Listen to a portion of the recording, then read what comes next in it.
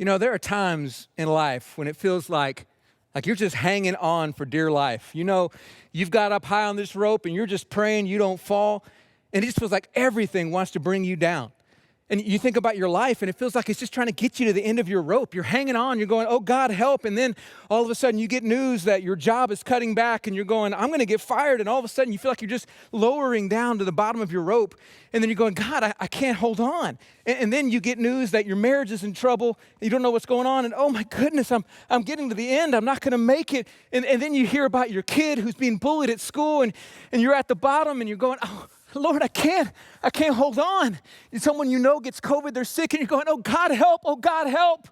And you're hanging on for dear life, and you know there's coming a moment you got to let go. And the moment you let go, you realize you're right there on solid ground. You know, I think so often this is a picture of what it looks like before God.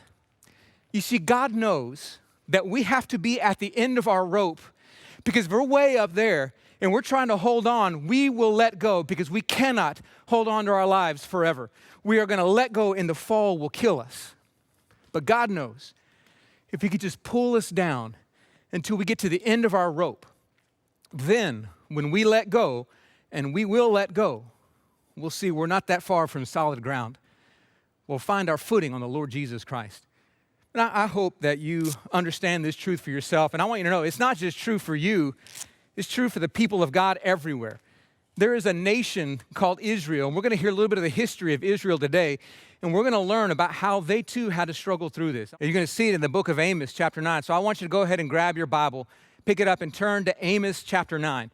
And in Amos, chapter 9, you're going to see a story about, guys, thank you so much for getting this ready for me, a story about how God met with the nation of Israel, and how as he was meeting with the nation of Israel, he taught them this incredible principle that they have to get to the end of their rope if they're ever going to be able to let go and find their sure footing in God.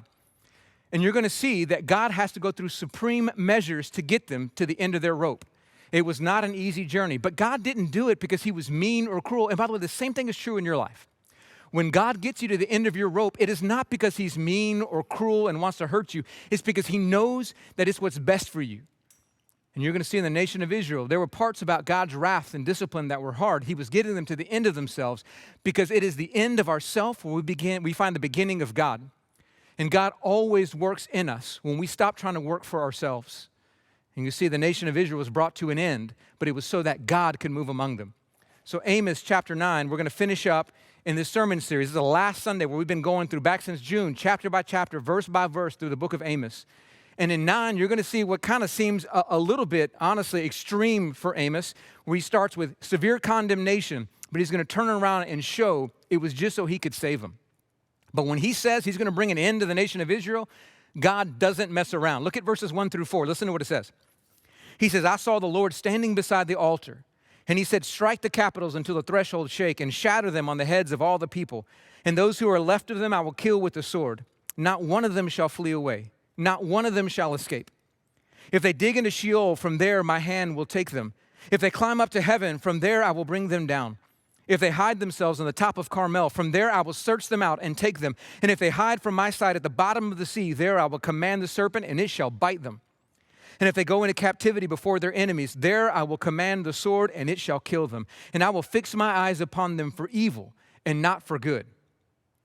What you're reading right here is what it looks like when God determines he's going to bring an end to somebody.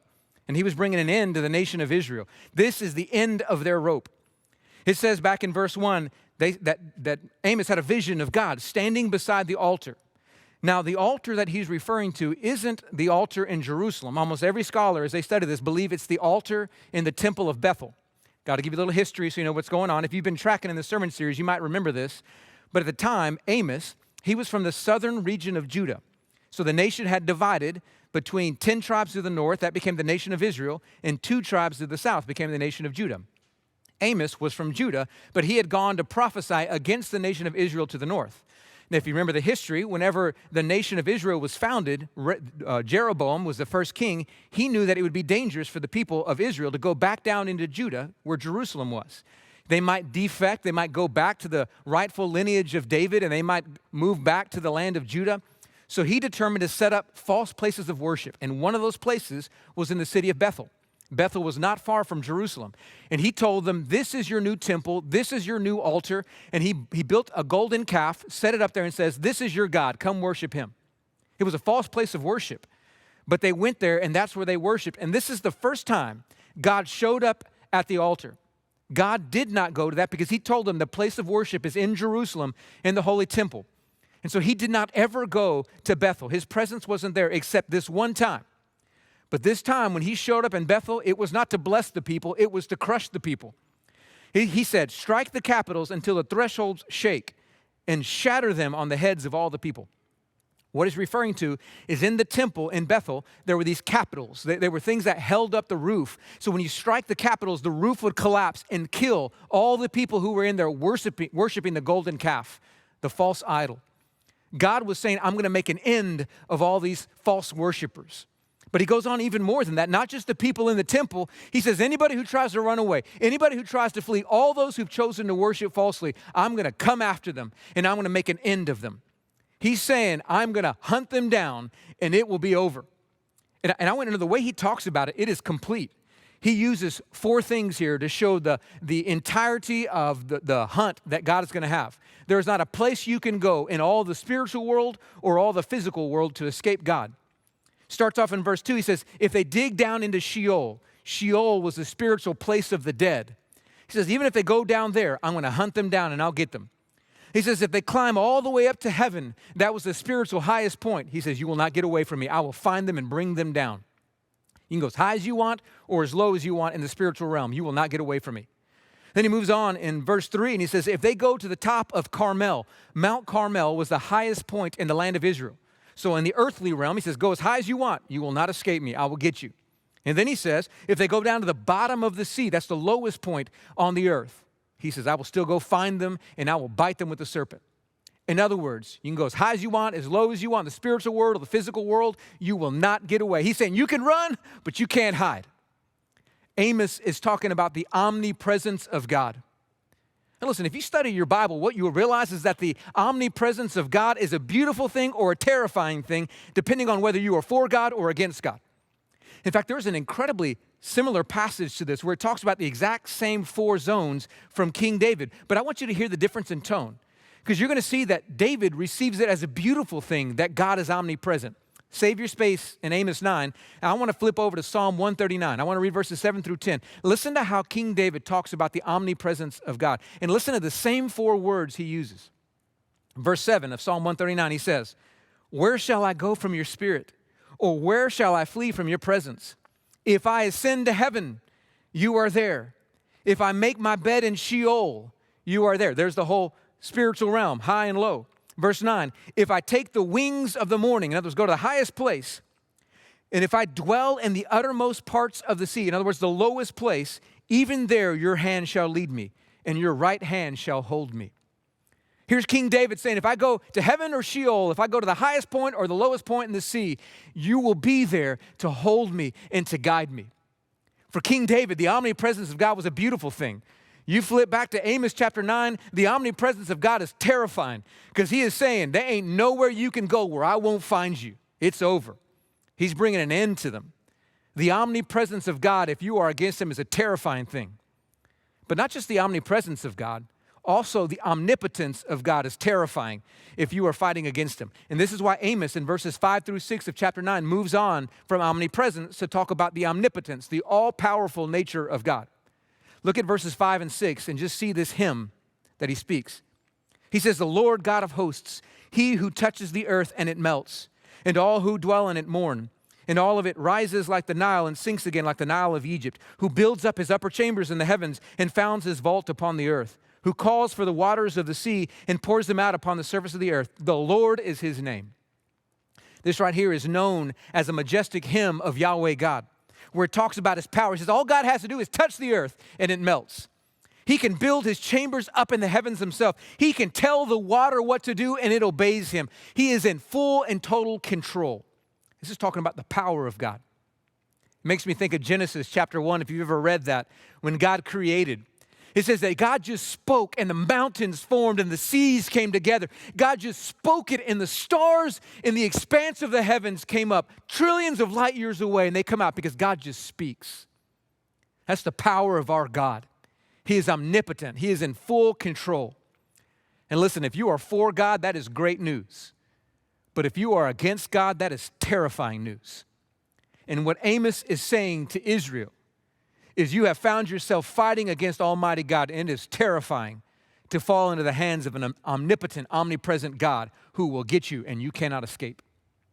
And what really got to Israel is that they actually thought God would never fight against them. They thought they were safe because God would always be on their side. They thought they were the special chosen people of God, and therefore God would not come against them. That's why in verses 7 through 10, he goes on to remind them that their position before God does not make them protected, that God still will come against them when they sin against him. Look at verses 7 through 10. Listen to what it says. Are you not like the Cushites to me, O people of Israel, declares the Lord? Did I not bring up Israel from the land of Egypt, and the Philistines from Caphtor, and the Syrians from Kir? Behold, the eyes of the Lord are upon the sinful kingdom, and I will destroy it from the surface of the ground, except that I will not utterly destroy the house of Jacob, declares the Lord. For behold, I will command and shake the house of Israel among the nations, as one shakes with a sieve, but no pebble shall fall to the earth. All the sinners of my people shall die by the sword, who say, disaster shall not overtake or meet us. Now that last line right there, it shows you the problem of the nation of Israel. They thought they were indestructible. They said, disaster shall not overtake us or meet us. Now the reason they said that is because they knew they were a strong nation. If you remember from the beginning of the sermon series, I explained this was a time of great prosperity for the nation of Israel. They had a strong army. They had a lot of affluence. They were living it high and living it large in this moment. And they thought it's because they were the people of God, the chosen race. And they thought, therefore, God would never bring disaster upon them. And what they didn't realize is that precisely because they were chosen and selected, God would punish them for their evil. If you were to go back to chapter 3, verse 2, you would hear this very thing. Amos has already told them that God said, you alone, Israel, have I known among all the nations. Therefore, I will punish you for your iniquities. Because they had a special relationship with God, God was going to punish them whenever they didn't live up to that expectation. And this is what he's trying to say to Israel here over again. Don't think disaster won't come on you. Don't think you're better than anybody else. That's why he came up with the Cushites and the Philistines and the Syrians back in verse 7. Verse 7, he starts off, are you not like the Cushites to me? This was a dig on the Israelites because they thought they were so much better than the Cushites. Now, I know you have no clue who the Cushites are. Those are what modern day would be the Ethiopians. Now, what you have to understand about Israel at this time is there was a lot of racism and hatred toward other people. And they looked at the Cushites, and they saw their dark skin, and they saw their different culture, and they heard their different language, and they looked down on those people and Israel thought they were better than those Cushites. And God says, can you get over yourself? You are no better than any other person on this planet. Just because you're my chosen people does not make you better. And then he moves on to say something absolutely profound. Something, by the way, I had never learned or heard of before in all my times of reading the scriptures. We learn that the exodus that happened to Israel was not unique to Israel. That in fact the Philistines and the Syrians had an exodus from Yahweh God. So he was at in verse 7. He says, did I not bring up Israel from the land of Egypt? Now he's talking about the Exodus. Go back to the book of Exodus, second book in the Old Testament. In this, many of you know the story of Moses when he rescued them from the land of Egypt and brought them through the Red Sea on dry ground and saved them, delivered them. That whole delivery was called the Exodus. And the Israelites thought they were a special people because God had done that to them. And here it's saying, guys, God did the exact same thing from the Philistines.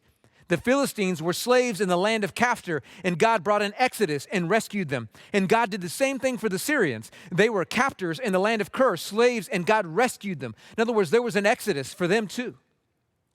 But God saw the sin of the Philistines, and God saw the sin of the Syrians, and he punished them. And Israel knew the history of the Philistines and the Syrians.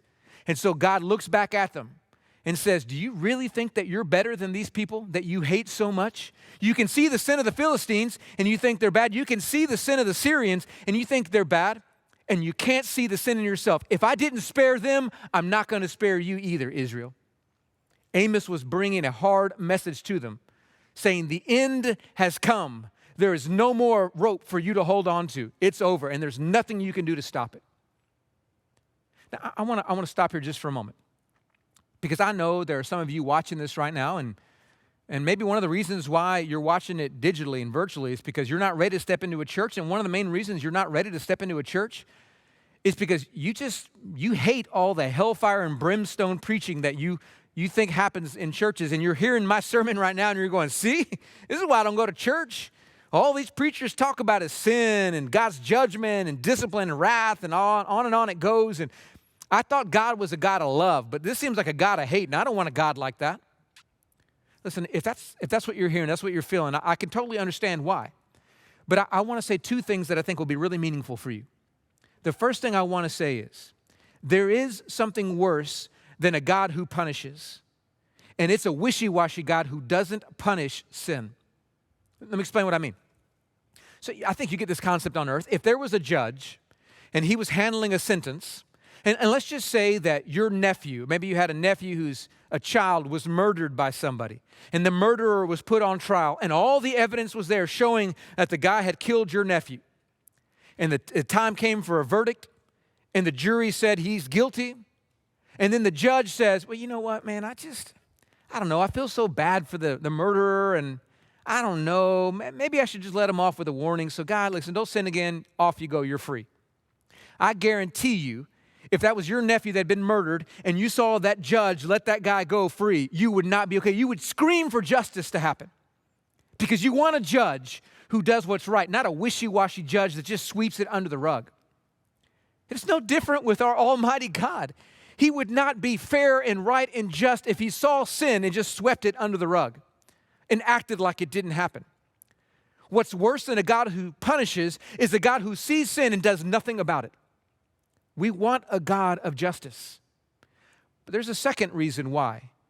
It is not so severe to have a God who punishes and disciplines. And the second reason is God never punishes and disciplines out of hate. He always does it out of love. If you read your Bible, what you'll see over and over and over again, that God always has a purpose for punishment, and that purpose is redemption. God's larger picture is always salvation and redemption. You go all the way back to the beginning, the book of Genesis. It talks about the flood, and there's Noah.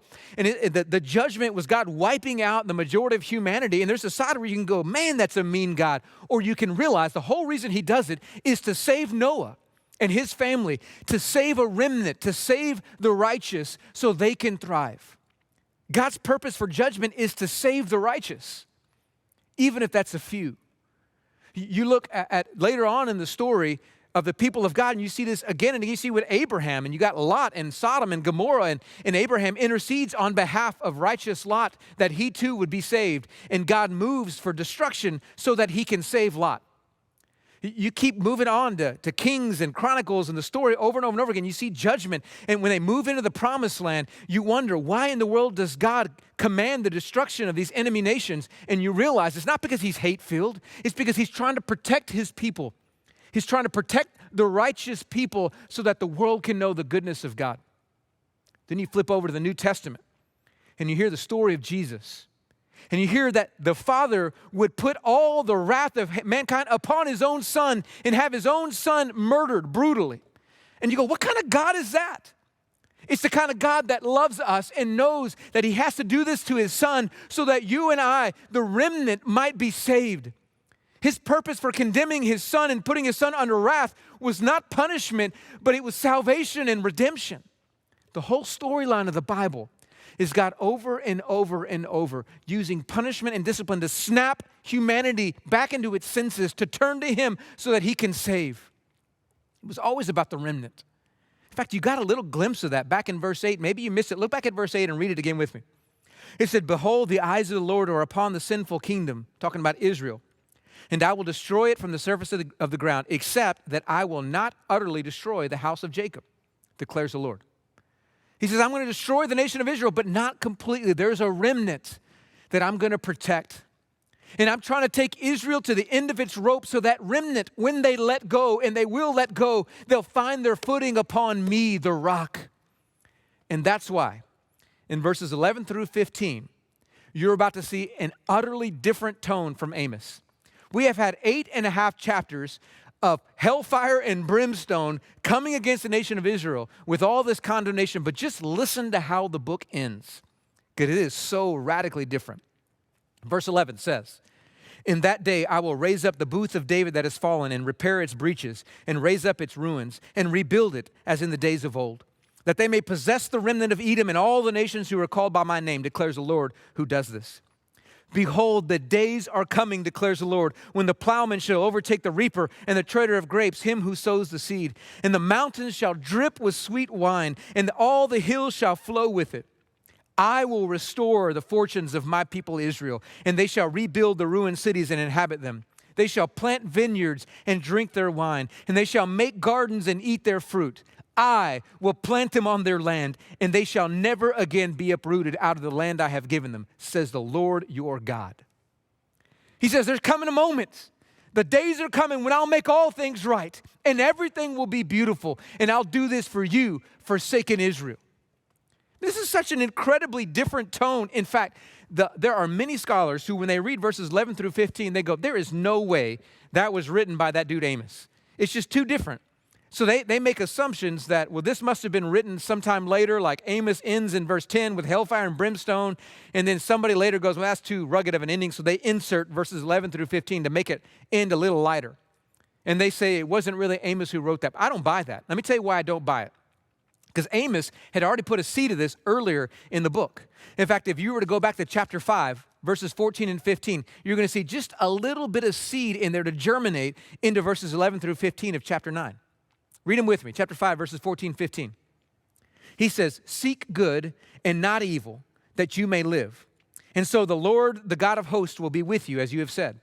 Hate evil and love good, and establish justice in the gate. It may be that the Lord, the God of hosts, will be gracious to the remnant of Joseph. There you have it, the mention of the remnant. He says, guys, seek good and not evil. Listen, if it was over, if there was no hope for Israel, he never would have said, seek good and not evil, that you may live. This whole book is a message not of death, but of life. Him saying, guys, wake up, you're killing yourselves. Stop holding on to the rope. Stop trying to save yourself. Get to the end of your rope and let go that you may live. There's a remnant that I want to save. And all this message of condemnation was just to get them to realize there's something so much better. This is the message of Amos. He's speaking to you and to me. He's saying, guys, there's something so much better than what you're experiencing right now. In fact, if you read verses 13 and 14, you realize he's talking about a brand new Garden of Eden. If you know the storyline of the Bible, it begins with the Garden of Eden. Sin comes in, they get kicked out. You go all the way to the end of the book of Revelation. It ends back in the Garden of Eden, where everything is restored and everything is right. And the whole message of the Bible is going from the Garden of Eden back to the Garden of Eden. And what you see in verses 13 and 14 is a picture of the garden. There were two things amazing about the Garden of Eden. One, everything grew there, and there was no hard labor. And two, God's presence was in the Garden of Eden. And you see both of those being restored. The very first one, you see that everything grew in this place he's talking about in verses 13 and 14. He says, the days are coming when the plowman shall overtake the reaper and the treader of grapes, him who sows the seed. Maybe it's a little confusing. I'll make it really simple. He's basically saying that the harvest is going to be so abundant, it just won't stop. Now, typically, the plowman, if he was getting wheat ready, would do that in October and November. He would plow up the soil, he would put the seed in there, and then all during the wintertime, that seed would just sit there and he would wait. And then when it warmed up in the springtime, it would begin to germinate. It would sprout and start to grow until about April and May, it would reach the full harvest, and then they would reap it all. They would bring in the harvest of wheat, and then they would wait. And the land would lay that way until it got back to October, November, and then they would replow it and go for the next year. But what he's saying is that the wheat would produce not just in April and May, but in June, July, August, September, October, November. It's still producing wheat to the point that the plowman is trying to work while they're still bringing in the harvest. It's just going to grow so abundantly, it won't stop. And that was his point, by the way, of the grapes. He says the treader of the grapes will still be there when the dude's sowing seed. So if you know anything about grapes, when you pull out grapes, you have to crush them so that the grape juice can come out in order to make wine or grape juice. And he's saying that when the harvest time comes, which is usually about August, September, you'd bring the grapes and start treading on them, they're not going to stop. They're going to keep on producing in August, September, October, November, all the way to December. That was the time you were supposed to sow new seeds. And he's going to say, you're going to try to sow, but people are still going to be bringing in the harvest because it just won't stop. It's going to get to the point that the mountains are going to drip with. They're going to run down. There's going to be grape juice flowing down the hills of the mountains in Israel. The Garden of Eden will be restored one day. But what makes this promise so beautiful isn't just that they're going to have sweet wine and fruit to eat. It's not just that the land is going to produce well. No, the second thing about this, what I mentioned earlier, that God's presence would be among this God-forsaken place.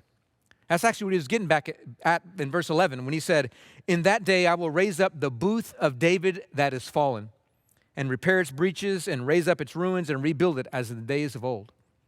And when it talks about the booth of David that is fallen, he's referring to that word booth means tent, the tent of David, the lineage of David, the line of David. It's referring to what I mentioned at the beginning of the sermon, that division between the nation of Israel to the north and Judah to the south.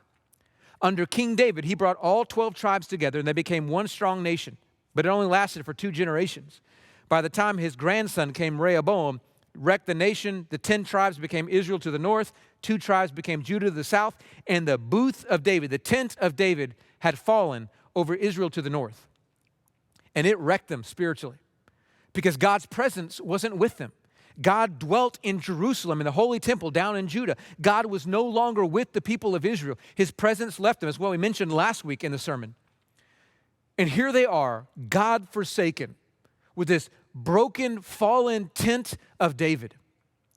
And they have no means of being restored. Spiritually, they are in ruins, and their spiritual wall is broken. And they have no hope. And it actually gets worse for the nation of Israel. I've mentioned this multiple times, but in the year 722, the nation of Assyria comes just as Amos had predicted and obliterates the entire nation. The 10 tribes of the north, they're gone, they're destroyed. The walls of Samaria are torn down.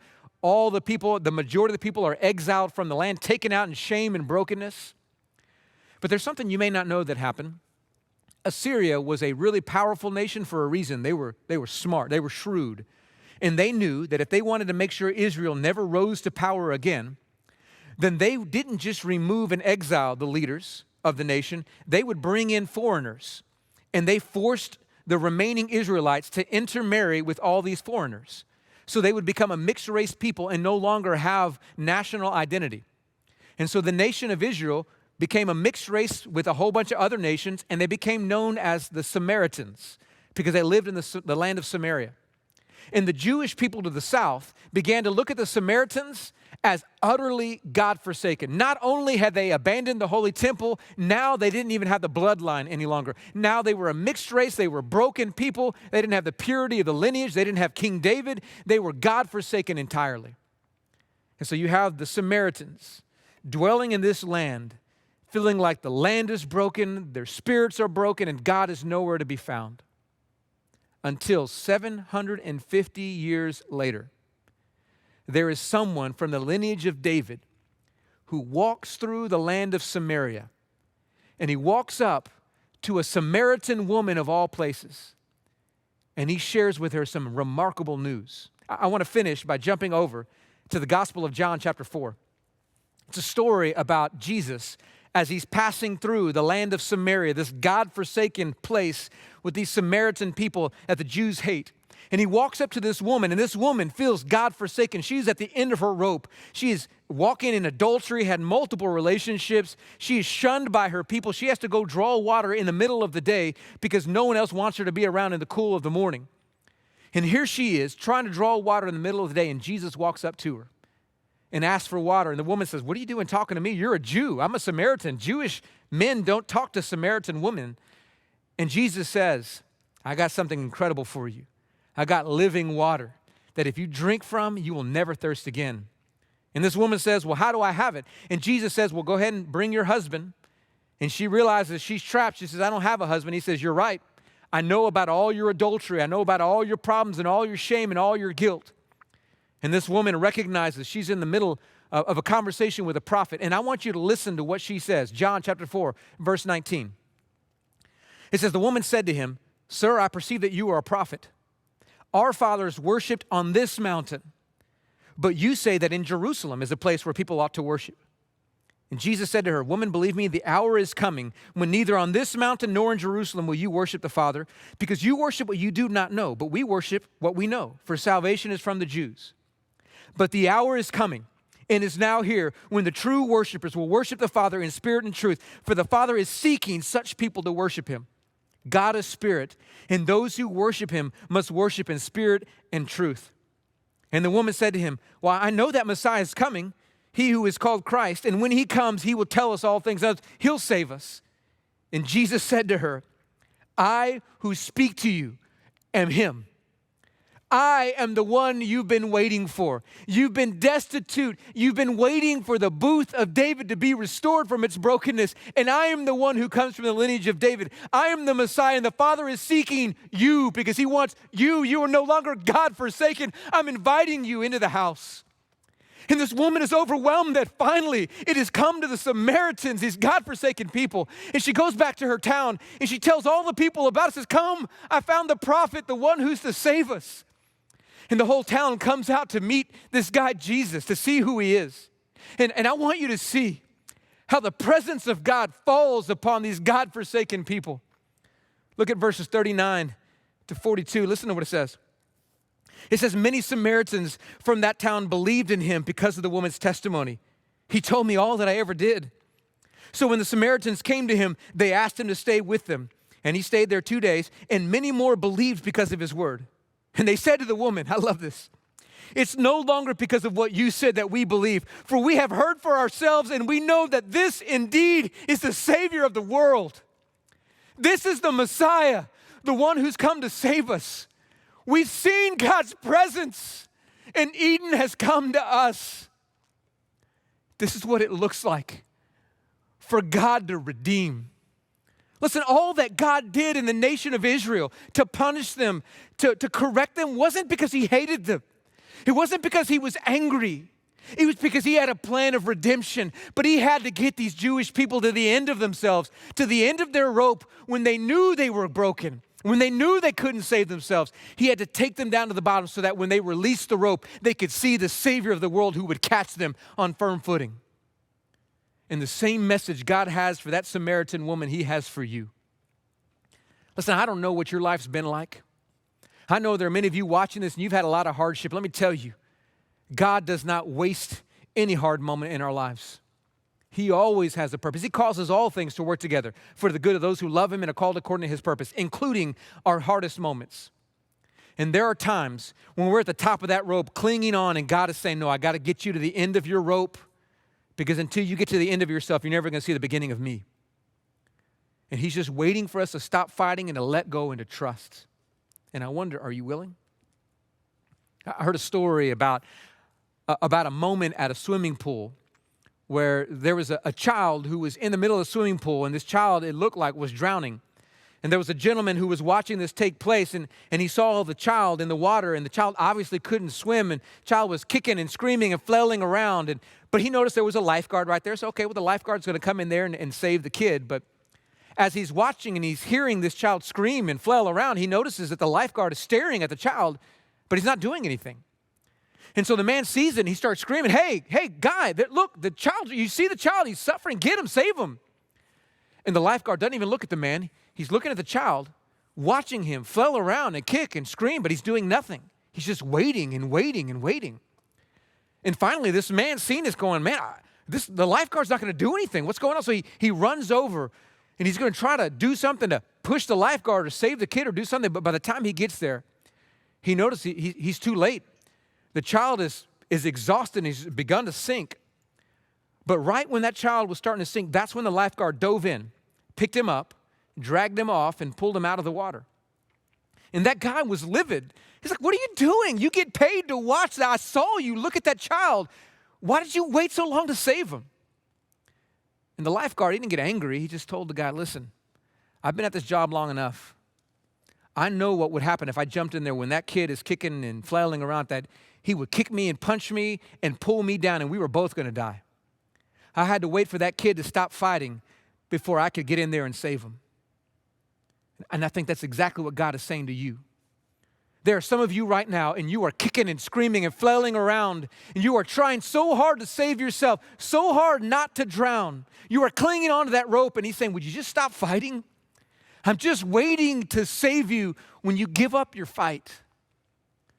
Listen, guys, there has to come a moment in our lives where we raise our white flag and surrender to Almighty God, and we say, God, I can't save myself. I'm at the end. When we let go and we trust in God. Are you at that point? Are you finally at the end of your rope? Wave after wave of hardship. Maybe you've been angry at God and God is saying, don't be angry with me any longer. Look, I'm in this for you because I love you and I want you. And he's saying, would you trust me? Would you let me save you? Look, if that's you, I want you to know today can be the day of your salvation. The Word of God tells us very clearly that he sent his son Jesus to save us. And that when we go through hardship, God is not being mean or cruel any more than he was being mean or cruel to his son when he asked him to go to the cross. He just knew that was a pathway of redemption. And in your life, he's breaking you, not to harm you, but to save you. Would you be willing to trust him? So the Word of God tells us that to trust in Jesus Christ doesn't just mean we go, all right, I'm sorry, I've done bad, save me. No, we got to publicly declare, Jesus, I need you, save me. There's a way we do that. It's called baptism. Baptism is the act by which we show the old me needs to die. I need to let go of the rope, and God, you're going to raise up a brand new me. That is our testimony. God, I'm ready for you to take in my life. I trust you. I believe there are some of you watching this, and you need to take that step of faith. Listen, we have a baptism celebration in just a little over a month.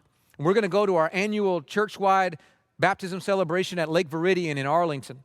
And I don't know where you live, where you're watching this, but there may be some of you who live in the city, the DFW area, that need to come be a part of it. That means some of you need to drive into town to be a part of this in about a month. The most important thing is, are you ready to see the power of God? If you are, all I ask is that you let us know. It's very easy. You can just text the word next step to 94253, right there as you see on your screen, or you can go to fielder.org/next step. And you let us know that you're ready. You're saying, I'm letting go of my rope. I realize now what God has been doing. He hadn't been against me. He's been trying to save me. I'm ready to stop fighting. I'm ready to stop kicking and screaming and trying to save myself. Jesus, I'm ready for you to save me. And I'm ready to show the world, I choose you, Jesus. If that's you, you let us know. A pastor will reach out to you within 24 hours because we want you to know that God is ready to meet you and transform you. So take a moment to do so. There are some of you right now, and you're angry with God because you've been going through a lot of hardship. You trust in Jesus, but you don't understand why that sickness is happening, why that financial crisis is happening, why that relationship is deteriorating, why that issue is going on in your life. You don't understand why. And you have to choose today by faith to say, God, I know you're not a mean, cruel God, and I know you do all things for a purpose. So God, I'm going to trust you. And the best way to show your trust in God is to bring your request before God in prayer. Or better yet, maybe you need to let one of us pastors know so we can join you and pray for you. Very easy way to do that. You can text the word prayer to 94253 like you see on your screen. And what will happen is you're going to let us know your prayer request, and we're going to pray for you by name, and we're going to text you back and tell you that we've prayed for you. But this is a sign for you to know, God, I'm choosing to trust you. It's an act of faith to say, God, I'm not going to fight against you. I'm going to let go of the rope and put my feet on you and trust in you. I'm going to put my living hope in you.